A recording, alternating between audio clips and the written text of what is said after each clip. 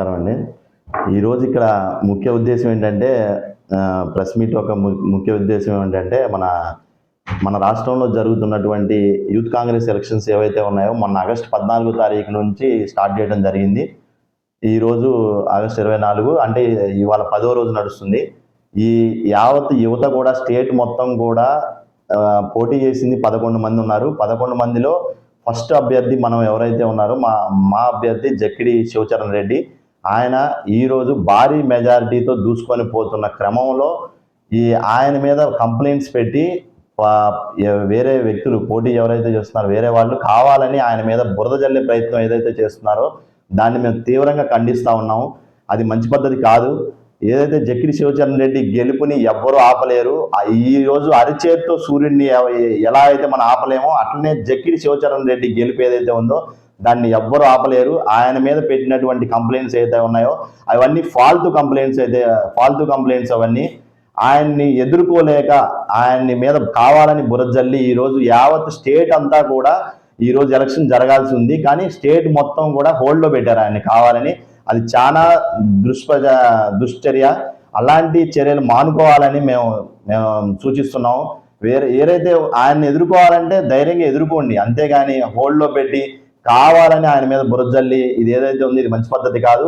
ఈరోజు యావత్ స్టేట్ అంతా కూడా నిరుత్సాహంలో ఉన్నారు. యువత మొత్తం పొద్దున్నే లేచి అందరూ మెంబర్షిప్ చేసే తరుణంలో ఈరోజు ఒక్కసారిగా యువత మొత్తం కూడా నిరుత్సాహంలోకి వెళ్ళడం జరిగింది. మేము మీ వెంట ఉన్నాము, మీరు అధైర్యపడాల్సిన అవసరం లేదు. ఇది ఏదైతే ఉందో ఇలాంటి దుశ్చర్యలు మీరు కూడా మానుకోవాలి. ఇలాంటి చర్యలు మానుకుంటేనే మంచిది. జక్కిడి శివచరణ్ రెడ్డి అన్నకి మా యువత మొత్తం స్టేట్ అంతా అతని వైపే ఉంది. ఇది స్టేట్ మొత్తం వన్ సైడ్ జరుగుతున్న తరుణంలో వాళ్ళు ఎదుర్కోలేక ఇలాంటి పనులు చేశారు. జక్కిడి శివచరణ్ రెడ్డి అన్న, మేము యావత్ యువత మీ వెంటే ఉన్నాము. మీకోసం ఎక్కడ దాకైనా పోరాటానికి సిద్ధంగా ఉన్నాం.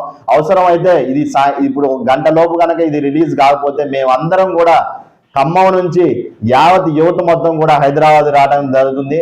గాంధీ భవన్కి వచ్చి అక్కడ మేము బైఠాయించి ధర్నా కూడా చేస్తాం. అవసరం అయితే చెప్తున్నాం. ఏదైతే ఎలక్షన్ కమిషన్ ఉందో వారికి మేము ఒకటే సూచిస్తా ఉన్నాం. జక్కిడి శివచరణ్ రెడ్డి మీద పెట్టిన కంప్లైంట్స్ ఏంటో మా అందరికీ తెలియాలి. అవి బయట పెట్టండి. ఆయన మీద ఏం నేరం అయితే ఉందో అది మాకు అందరికీ తెలియాలని చెప్పి కూడా మేము సూచిస్తా ఉన్నాం. అతని మీద పెట్టిన కేసు ఎమ్మటే కంప్లైంట్ విత్డ్రా చేసుకొని అది హోల్డ్ నుంచి తీసేయాలని చెప్పి మేము కోరుతా ఉన్నాం. యువత తరపున, ఖమ్మం యూత్ కాంగ్రెస్ తరపున.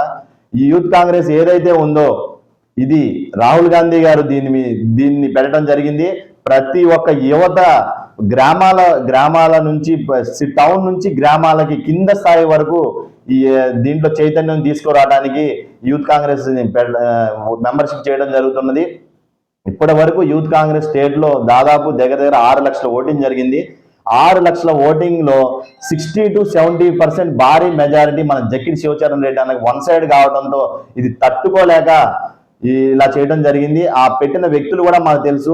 అన్న, ఇది మంచి పద్ధతి కాదు. మన అందరం ఇది ఒక కుటుంబంలో జరుగుతున్నటువంటి ఎలక్షను. ఇదంతా కాంగ్రెస్ పార్టీలో మనం ఇది గొడవ పెట్టుకోవడం మంచిది కాదు.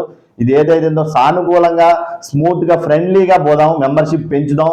కాంగ్రెస్ని అత్యంత యువత దాకా కింద స్థాయి కార్యకర్తల దాకా తీసుకెళ్లి అత్యంత భారీ మెంబర్షిప్ చేపించి రాహుల్ గాంధీ గారికి గిఫ్ట్గా ఇద్దాం.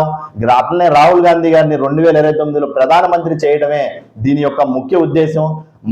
మా వంతుగా రాహుల్ గాంధీ గారిని 2029లో మా తరఫు నుంచి ప్రధానమంత్రిని చేయడానికి మేము 100% కృషి చేస్తాం.